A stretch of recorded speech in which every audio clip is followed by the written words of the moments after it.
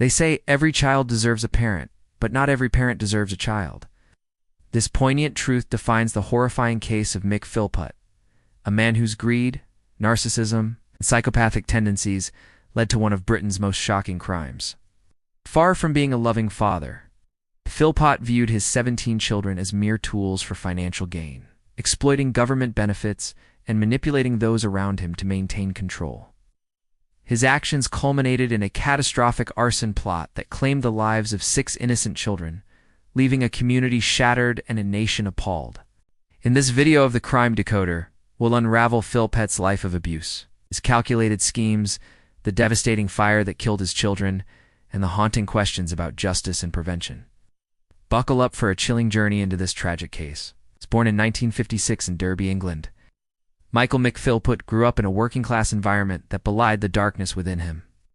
By his late teens, he was already honing a manipulative charm that masked a violent and controlling nature. At 19, he entered a relationship with 15-year-old Kim Hill, a schoolgirl who saw him as a charismatic and attentive partner. This honeymoon phase was short-lived. Within months, Philpott's true character emerged, revealing a man who was physically, emotionally, and psychologically abusive. He sought to dominate every aspect of Kim's life, isolating her from friends and family, and punishing her for the smallest perceived infractions. Philpott's violence was both unpredictable and public. In one shocking incident at a Derby pub, he struck Kim across the mouth with a pool cue, causing her to bleed profusely. Onlookers, intimidated by his aggressive demeanor, stood by helplessly. In another brutal attack, he broke Kim's arm and fractured her kneecap with a hammer. It's enraged that she had paid attention to a baby she was minding. As a British Army soldier, Philpott's paranoia fueled baseless accusations of infidelity whenever he returned from postings, each claim followed by physical assaults. In one particularly horrifying act, he shot Kim in the groin with a crossbow, because he deemed her dress too revealing. Kim, still in school and terrified, hid her injuries, lying to teachers and friends to protect him. After enduring 2 years of relentless abuse, Kim found the courage to end the relationship in July 1978, sending Philpott a breakup letter while he was stationed with the army. His response was catastrophic. Owing a wall, he broke into Kim's home in the middle of the night, crept into her bedroom, and stabbed her 27 times with a 9-inch knife, menacingly declaring, "If I can't have you, no one will." When Kim's mother intervened, he turned on her, stabbing her 11 times. Both women survived, thanks to Kim's mother, a nurse who, despite her severe injuries, crawled to a phone to call for help. Paramedics arrived to find Philpott on the stairs, still holding the bloodied knife, callously stating, "I wouldn't bother. She's a goner. I've done a good job on her." Kim's injuries were catastrophic. Slit stomach, wounds to her back, arms and legs, collapsed lungs, and damage to her bladder, kidney, and liver. She died twice, once in the ambulance, and once on the operating table. But surgeons fought to save her life. At trial, Philpott shamelessly claimed self-defense, a lie dismantled by overwhelming evidence. He was convicted of attempted murder and grievous bodily harm, sentenced to 7.5 years in prison. Shockingly, he was released in 1981 after serving just 3 years and 2 months, cited for good behavior. This lenient punishment, little more than a slap on the wrist, emboldened him, signaling that he could evade serious consequences for his actions. While in prison, Philpott sent Kim letters dripping with false remorse, even proposing marriage upon his release, a manipulative tactic to maintain influence over her. The attack left Kim deeply traumatized, requiring counseling 4 decades later. She later reflected, "You don't say no to Mick Philpott. He doesn't understand the word." Released in 1986, Philpott wasted no time resuming his predatory behavior. He married Pamela Lomax, with whom he had 3 children. His abusive patterns continued unabated, but Pamela, aware of his violent history with Kim, was too frightened to report him, fearing the same fate. She endured his control until 1993, when Philpott, then 37, began a relationship with 14-year-old Heather Kehoe. Pamela left him upon discovering the affair, unwilling to tolerate his infidelity and abuse any longer. Heather, a vulnerable teenager, was easily swayed by Philpott's initial charm. She ran away from her parents to live with him on her 16th birthday, and they had 2 sons. Philpott's abuse soon surfaced. He beat Heather for not having a daughter, as he believed girls might bring more sympathy and benefits. He even encouraged his older sons to be violent toward her, fostering a toxic household. Heather was frequently punished by being locked out of the house in the garden, left to sleep in the cold. In one terrifying incident, Philpott held a knife to her throat when she tried to leave. Desperate, Heather climbed a fence to escape, temporarily leaving her children behind. After a grueling court battle, she regained custody. Later describing Philpott as a Jekyll and Hyde character, charming at first, then monstrously violent. In 2000, Philpott, now 44, targeted 19-year-old Mayred Duffy, a single mother recovering from an abusive relationship. Presenting himself as her guardian angel, he took responsibility for her young son and proposed in the hospital after the birth of their daughter Jade in 2001. Around the same time, he began a relationship with 16-year-old Lisa Willis, an orphan and single mother. Lisa moved into the household, and she and Mayred, bonded by their shared vulnerability, grew close, with Lisa treating Mayred's children as her own. Philpott's pattern was unmistakable. He preyed on young, vulnerable women, grooming them into submission while exploiting their emotional and financial dependence. In May 2003, Philpott married Mayred in a ceremony where Lisa, 7 months pregnant with his child, served as the bridesmaid. From then on, he lived with both women and their 11 children in a cramped 3-bedroom council house in Derby's Allenton neighborhood. Mayred and Lisa worked low-paying jobs while Philpott remained unemployed, collecting their earnings and government benefits. He deliberately fathered more children to maximize welfare payments, which amounted to approximately £25,000 annually. Earning him the tabloid nickname Britain's biggest scrounger, his requests for a larger council house to accommodate his growing family were repeatedly denied due to limited availability, fueling his resentment toward the local authorities. Philpott's household was a pressure cooker of control and fear. He demanded absolute loyalty, punishing any defiance with violence. In 2010, he received a police caution for slapping Mayred and dragging her outside by her hair. He was equally cruel to Lisa, hitting her with a piece of wood, throwing a hot cup of coffee at her, and forbidding her from speaking to other men. Despite their bond, the dynamic between Mayred and Lisa was strained by Philpott's manipulative presence. He repeatedly asked Mayred to divorce him so he could marry Lisa, a ploy to keep both women tethered to him emotionally. Philpott craved attention and saw himself as a victim of an unfair system.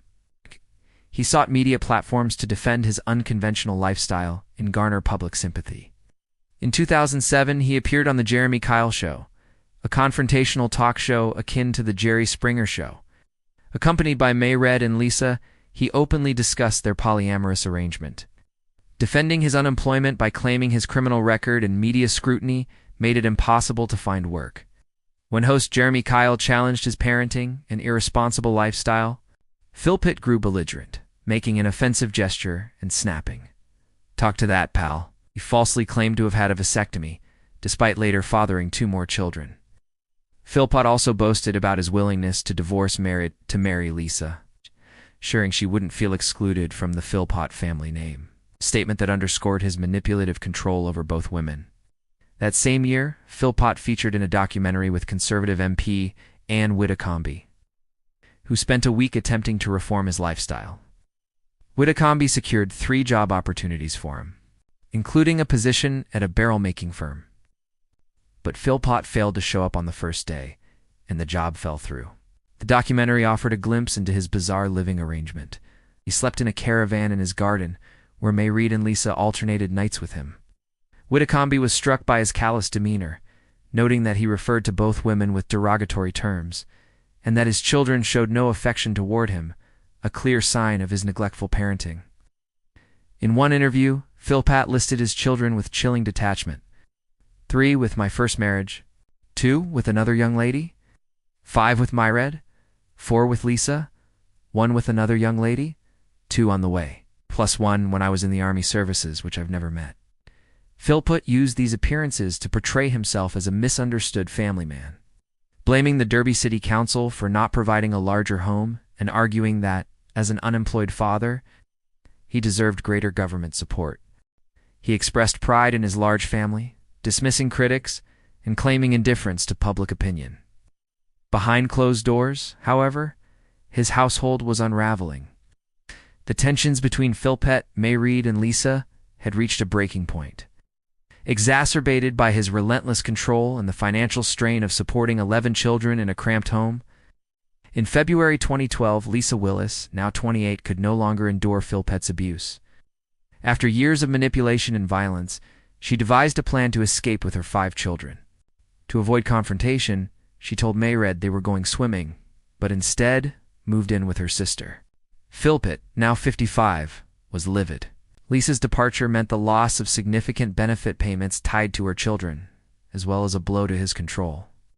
He became embroiled in a bitter custody battle, determined to regain custody not out of love but to restore his financial stream and bolster his chances of securing a larger council house. 3 months later, Philpott, Mayred, and their friend Paul Mosley, a local man with a history of minor criminal activity, devised a plan so depraved it defies comprehension. They decided to burn down their council house at 18 Victory Road with their 6 children inside, intending to frame Lisa for arson. The scheme was meticulously timed for May 11, 2012, the day before a critical custody hearing. Philpott believed that by rescuing the children from the fire, he would appear as a heroic father, win public sympathy, secure custody of Lisa's children, and potentially obtain a larger home. The plan involved pouring petrol through the front door's mail slot, setting the house ablaze, and using a ladder at the back for Philpott to stage a dramatic rescue. At 4 a.m. on May 11, 2012, the plan was executed. Philpott and Mosley ignited the petrol, but the fire spread with terrifying speed, far beyond their expectations. The blaze engulfed the house, filling the upstairs bedrooms with thick, toxic smoke and temperatures exceeding 500 degrees Celsius. Tragically, 6 children, Jade 10, John 9, Jack 7, Jesse 6, Jaden 5, and Duane 13, perished from smoke inhalation. Jade, John, Jack, Jesse, and Jaden died at the scene, while Duane, Mayred's son from a previous relationship, succumbed to his injuries in hospital 2 days later. The children were cherished by their community. Jade 10 was a bright and intelligent girl, excelling at school. John 9 was cheerful and polite, always wearing a smile. Jack 7 was the quietest, a gentle soul who delighted those around him.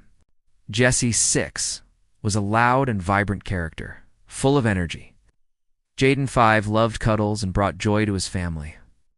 Duane 13 was a caring protector, looking out for his younger siblings. Their deaths left an indelible scar on Derby, with locals struggling to fathom such a loss. Philpott's ability to manipulate those around him was chilling. Many in the Allenton community defended his unconventional lifestyle, believing media portrayals exaggerated his flaws. A local man, Bobby Sutherland, was so convinced of Philpott's devotion to his children that he established a charity to fund their funerals. Tearfully stating outside the fire-ravaged home, "They can slag him off, but he loved his kids. You make mistakes, but you don't deserve that. Nobody deserves that." This perception underscores Philpott's skill at maintaining a facade as a caring father and husband. However, his behavior after the fire raised immediate suspicions.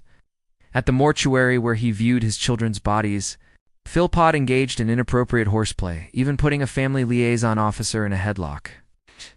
During a police-organized press conference, he and Mayred spoke publicly, thanking the community for their support and announcing their decision to donate Duane's organs to save another child. Philpott requested privacy, directing all questions to the police, but his demeanor was jarringly out of place. He flirted with a female officer, calling her gorgeous and suggesting she visit his hotel room, behavior that stunned observers given the gravity of the tragedy. Police quickly turned their attention to Philpott. Fire investigators confirmed the blaze was arson, deliberately started with petrol poured through the letterbox. A discarded petrol container and a glove were found near the house. Forensic tests revealed traces of petrol on the clothing of Philpott, Mayred, and Mosley. An unused ladder at the back of the house, intended for the staged rescue, further implicated them. To gather more evidence, police installed recording devices in a police vehicle in the hotel room where Philpott and Mayred were staying. The recordings were damning. In one conversation, Philpott admitted, "It's my fault we lost our children," and urged Mayred to stick to the story. He discussed their cover story, claiming he tried to run through the flames to save the children. Shockingly, The tapes captured Philpott encouraging Mayred to perform a sexual act on Mosley to ensure his loyalty, praising her with, "I'm proud of you because you didn't want to do it." Mosley later admitted to police that he and Mayred had been intimate over a snooker table hours before the fire, an act likely orchestrated by Philpott to secure Mosley's complicity. Philpott himself admitted to multiple sexual encounters with Mayred and Mosley in the days following the children's deaths, revealing a chilling lack of remorse. On May 28, 2012, Philpott and Mayred were arrested on suspicion of murder, formally charged 2 days later. On November 5, 2012, Paul Mosley was arrested after forensic tests confirmed petrol on his clothing. Mosley's behavior further drew scrutiny as he bragged about being a suspect on internet dating sites, suggesting a lack of remorse or awareness. In December 2012, Mosley's charge was reduced to manslaughter, reflecting his secondary role in the plot. The murder charges against Philpott and Mayred were also downgraded to manslaughter, as evidence showed they didn't intend to kill the children but to frame Lisa for endangering them. The trial, which began in early 2013 at Nottingham Crown Court, laid bare the extent of their depravity. Prosecutors outlined how Philpott's greed for benefit payments and a larger house drove the arson plot. The plan was not a spur-of-a-moment act, but a calculated scheme to manipulate the custody battle and public perception. On April 2, 2013, Mick Philpott, Mayred Philpott, and Paul Mosley were found guilty of 6 counts of manslaughter. Mrs. Justice Thirlwall, presiding over the case, described Philpott as the mastermind, a disturbingly dangerous man who orchestrated the fire to achieve his goals. She noted that Mayred's participation stemmed from her prioritization of her husband over her children. With petrol on her clothes confirming her active role, the judge emphasized the immeasurable harm caused by the deaths of 6 children, for whom Mayred had an absolute responsibility as a mother. Philpott was sentenced to life imprisonment with a minimum term of 15 years. Mayred and Mosley each received 17-year sentences, with a minimum of 8.5 years to be served. Mayred appealed her sentence, arguing it was too harsh. But in 2013, the Court of Appeal dismissed her claim. Judges ruled that her term reflected her severe blameworthiness, noting her lies during the investigation and trial. The court found no fault in Mrs. Justice Thirlwall's reasoning, which balanced the primary facts with the catastrophic consequences of the fire. In November 2020, Mayred was released after serving half her sentence, transported to a halfway house under a new identity for her protection. A source described her convoy as resembling that of a celebrity, a stark contrast to her role in the deaths of her 6 children. The Center for Crime Prevention called her release appalling, advocating for killers to serve their full sentences. Paul Mosley was released in May 2021, but returned to prison in 2022 for breaching parole conditions. He was released again in November 2023, with the parole board deeming his imprisonment no longer necessary for public safety. Philpott remains incarcerated, serving his minimum term, with no guarantee of release. Psychologist Glenn Wilson described Philpott as a clinical psychopath and exhibitionist with antisocial personality disorder. His life was defined by a relentless need for control, exploiting vulnerable women, and using his children as pawns for financial gain. His lenient sentence for the 1978 attempted murder of Kim Hill likely emboldened him, reinforcing his belief that he could manipulate the system with minimal consequences. The Mick Philpott case is a harrowing reminder of how greed, narcissism, and a lack of accountability can lead to unthinkable tragedy. The loss of Jade, John, Jack, Jesse, Jaden, and Duane, vibrant children with boundless potential, left a permanent wound in Derby and beyond. The justice system's early leniency in the 1970s raises haunting questions. Could a harsher punishment have deterred Philpott's later crime? Were the sentences for the arson plot sufficient, given the loss of 6 lives? Fail to protect these children at multiple stages? What are your thoughts on this devastating case? Do you believe the justice system failed? Jade, John, Jack, Jesse, Jaden, and Duane? Should Mayred and Mosley have served longer sentences, and was Philpott's life sentence with a 15-year minimum too lenient? Could earlier intervention have prevented this tragedy? Share your opinions in the comments below. Thank you for joining us. If you found this deep dive into the Mick Philpott case gripping, please like, subscribe, and hit the notification bell for more true crime stories on the Crime Decoder.